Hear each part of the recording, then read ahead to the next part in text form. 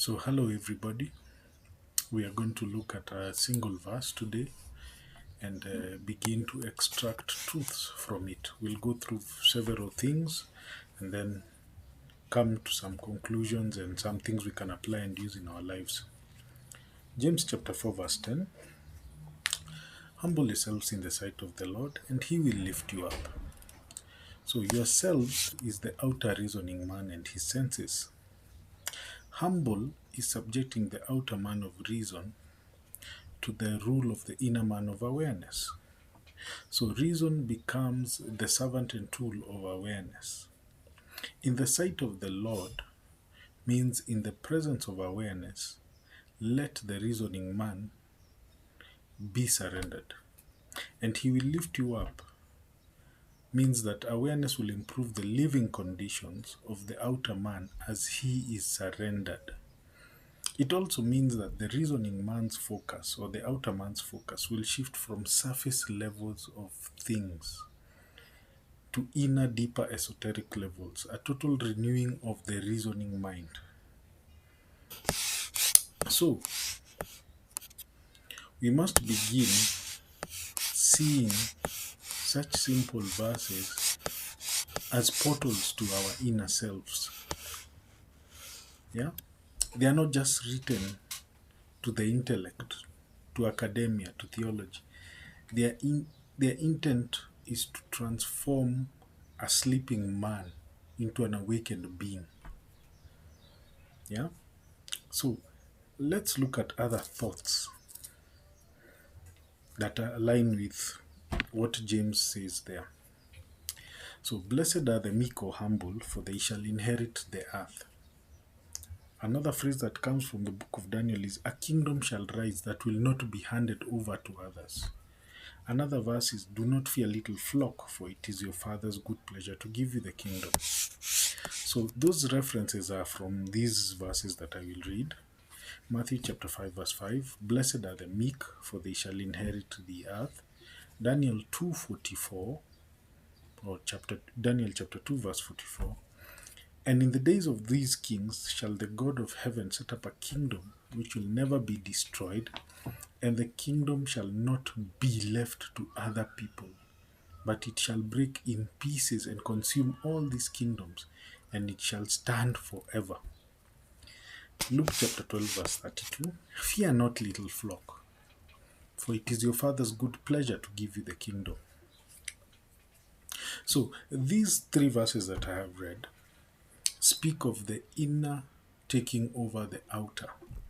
Meekness, humility, is the ability to live from awareness rather than reason. So inheriting means that the inner bequeaths you the outer as you live boldly. Yeah. So going deeper into those statements, we begin to see that inheriting the earth is the natural consequence. The earth is your outer reality and circumstances, comes under the dominion of your inner assumed state. A kingdom that will not be handed to others signifies the permanence of this inner rulership. Once consciousness is fixed in this understanding, it cannot be overthrown by external transient facts. It is your Father's good pleasure to give you the kingdom reveals the fundamental nature of this relationship. The source of your being, the Father, or your state of being, your awareness of being, desires for you to experience the full power and freedom of your own creative consciousness. Now, for centuries, the meek shall inherit the earth has been a puzzling statement, seemingly contradicting how the world works.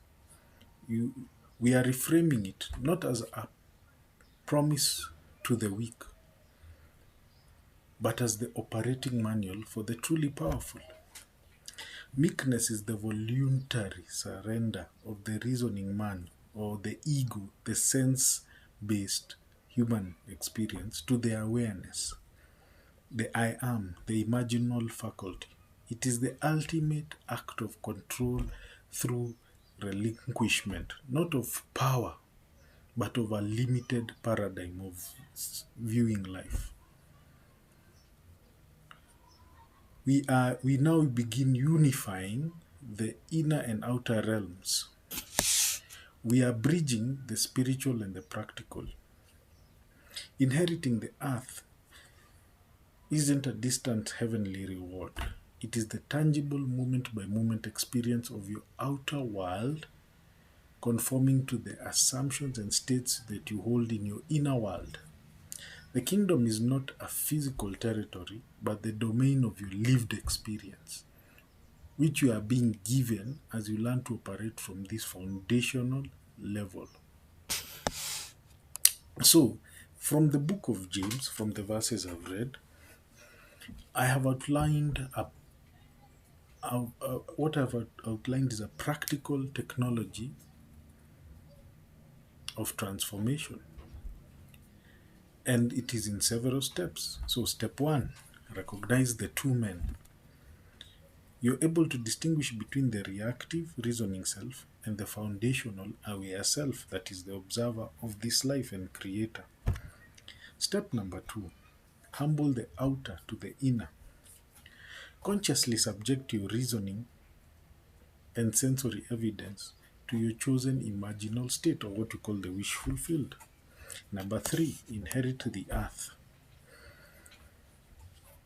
Persist in that state until the kingdom, your external reality, manifests accordingly, and your very reason is renewed to believe in this inner power.